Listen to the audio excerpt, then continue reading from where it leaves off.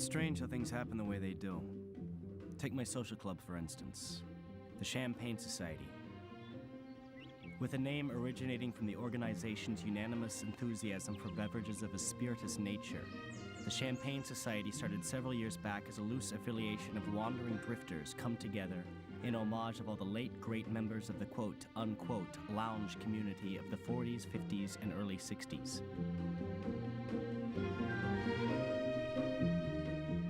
There was the guys, and there was me, Walter Thursby, expeditious employee of the Sassafras Times distribution department, private ESL counselor to notable members of the community, badminton coach at Hutchinson School for Young Men, Sparky, one word, hustle, and finally, barkeep at Zelda's Fine Pub and Gambling. Another. All right, but listen to this. It's kids like you that lend the art of drinking a bad name.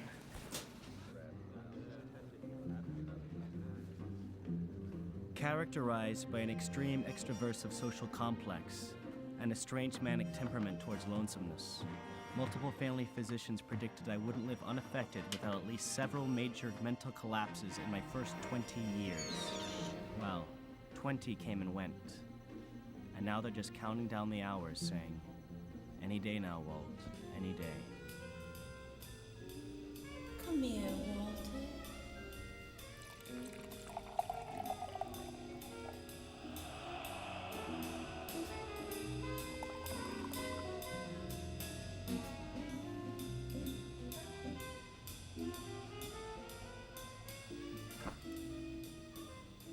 At that particular point in time, things weren't looking so hot.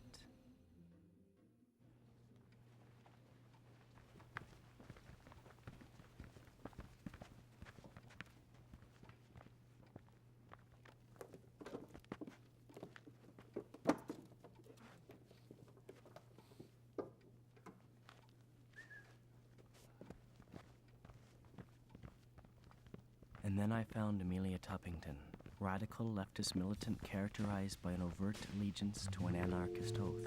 Oh man, possessor of many wicked ways, I implore you, remove that deadly sword from betwixt your legs, and run it through your dastardly chest, and through the flesh of all your hideous kind. For I, but a female fawn of impetuous pure passion, am suffocated beneath the girths of this collective frivolity. Reach not into your sack of bedeviling wonderments, for robes shall no longer sustain us. Keep your fleshy dagger from me, and plunge it deep.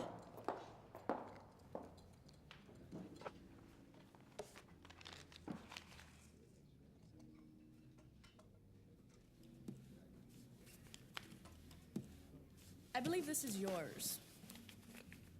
So I suppose you try to seduce all the women at these things. Just you. Is that a fact? Well, I'll have you know I'm a very busy woman, Mr. Thursby. Mr. Thursby, and I intend to stay that way. You know what bothers me most about your kind?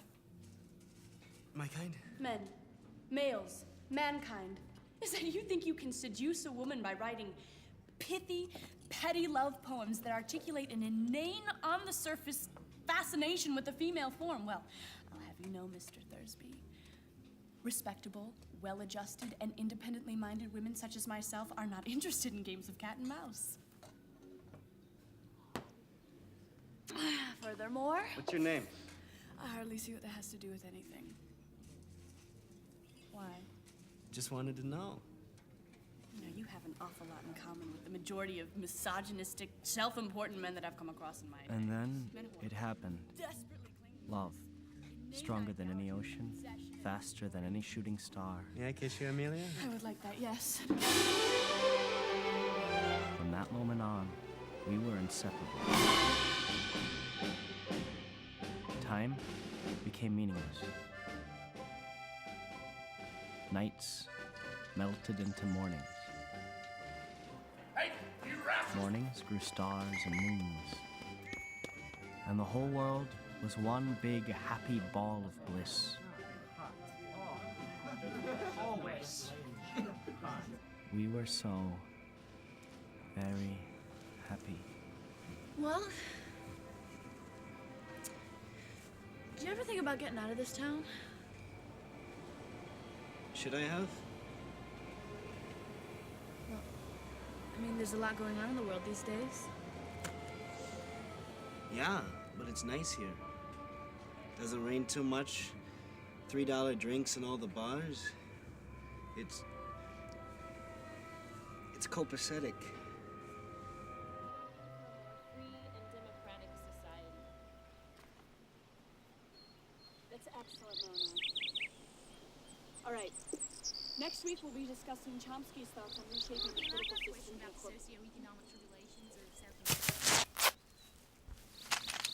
Which one of y'all is Amelia Tappington?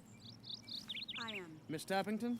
You have been charged with anti-government public misinformation, desecration of government officials' private property, and replacement of elementary school textbooks with ones of, anti-nationalist sentiment. Do you accept these charges?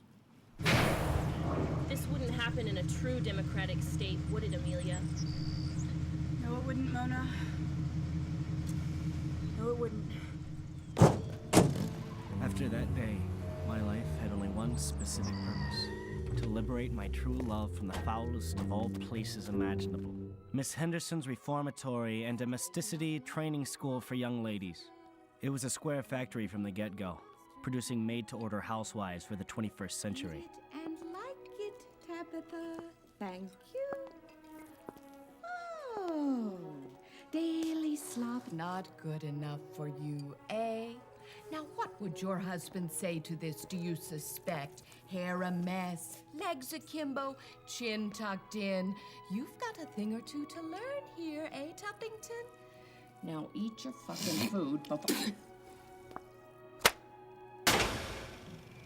And that, my friends and fellow champagne enthusiasts, is why we must rescue our beloved members of the Anarchist Reading Club at once. No. There is one slight detail that I left out. Bobbies. English bobbies. Bobbies were some of the most highly evolved intellects in the securities and protections enforcement industry. Real old school chaps. Drank a lot. So what do we have going for us? Sports. Apparently these old codgers really have a soft spot for gaming of any kind, so that's the wild card we'll have to play. One question there, Walt. What's that, Mr. Bellman? Exactly, how do you plan on getting them out of there if none of us possess the ability to infiltrate the premises? That's a question I've been dwelling on for quite some time myself.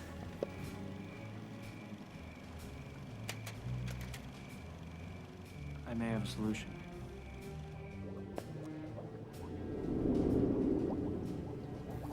Call it Delorpheus chlorophenius. First pill ever capable of performing the act of sexual reassignment surgery. No scalpels, no organ transplants, no hassles. Upon its consumption, the client undergoes physical change in 7.42 seconds into this exact woman, my dead wife. So, what you're saying is this pill here turns you into a chick. Nasty side effects. Just a slight sensation of homoerotic lust around about midnight for about a week. Jesus God. It wears off. So, venture into damehood, huh? Let's have a look-see, shall we?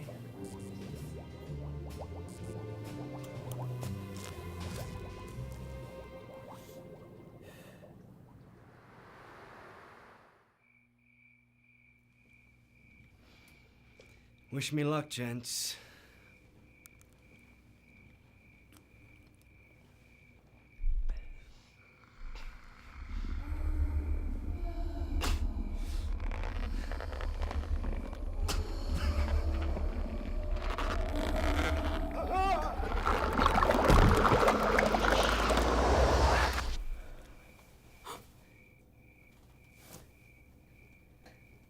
Look at this. I'm as much of a chick as the grass is green. What is that? My dear God. How long till this effect wears off? 48 hours. No more, no less. Let's get to it. My dearest Amelia, I am writing to inform you that soon you will no longer be confined to the stale and dusty walls of this wretched reformatory, which, at this time, you've probably begun to call your involuntary home away from home. With the assistance of my beloved Champagne Society, I have concocted a plan of evacuation for you and your fellow anarchist friends. First and foremost, it is important for you to know that everything is being taken care of by the Champagne Society. Hey, Bill. Keep up the good work, Connie. When I enter the premises disguised as a woman going by the name Michelle Bonaparte, please cooperate and follow my lead. Your ever-loving beau, Walter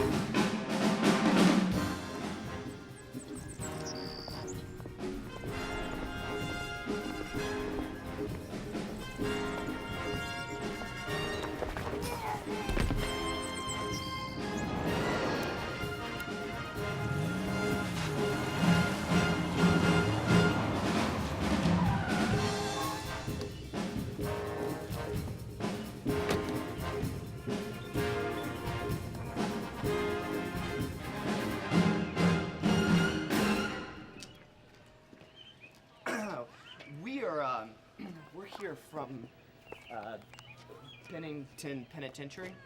We're here for a prisoner transfer. 27 and 28. Tabitha! Faster, throw back, Tabitha! Good. And 1, 2, 3, out!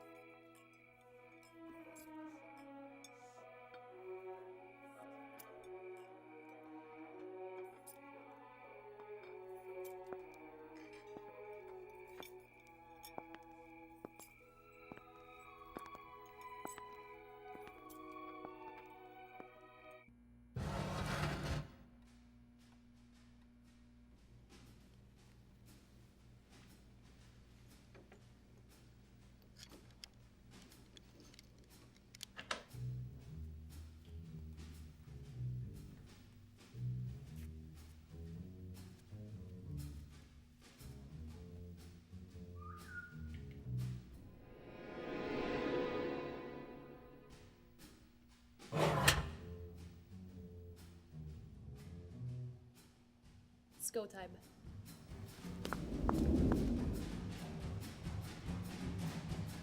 Go time! Do it, boys! Take the miss, make it happen!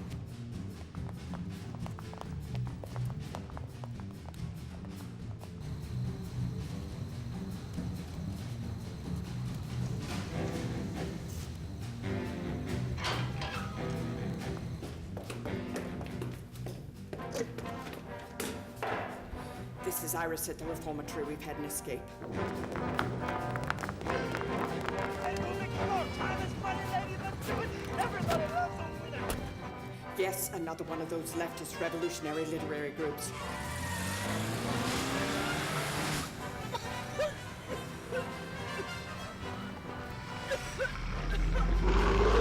That's an affirmative.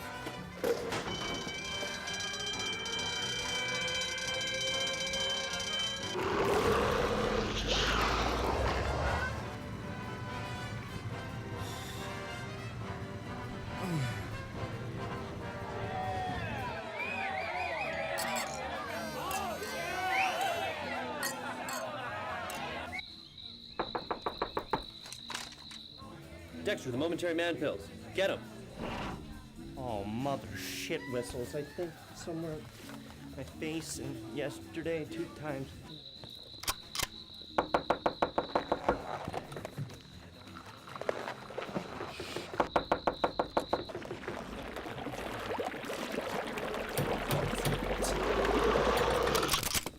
May I help you, gentlemen? You Walter Thursby? Yeah. Have you seen any of these ladies? No, can't say I do. You guys recognize any of these dames? No. Well, all right. Just a routine checkup. You boys give us a call if you notice anything, subversive going down in the neighborhood. You got it, Big Chief.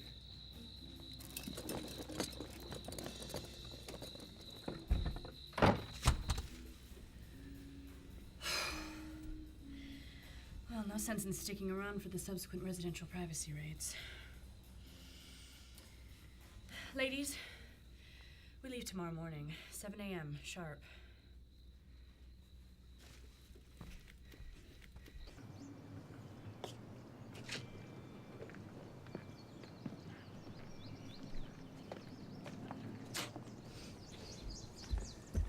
Amelia,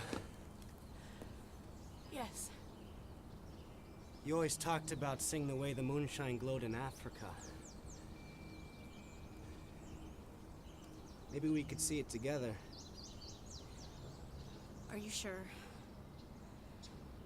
I mean, you've got that wonderful social club and that bar and everything and all those mixed drinks.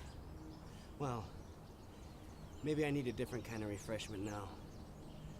One that lasts longer than a few sips on a Saturday night.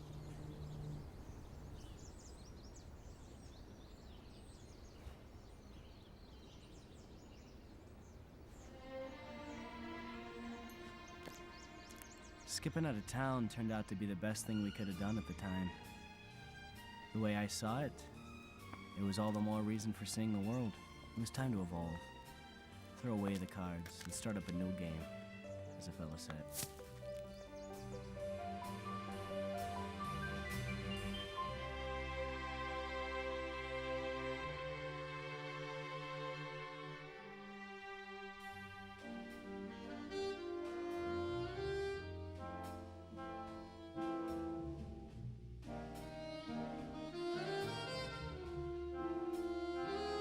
I like champagne.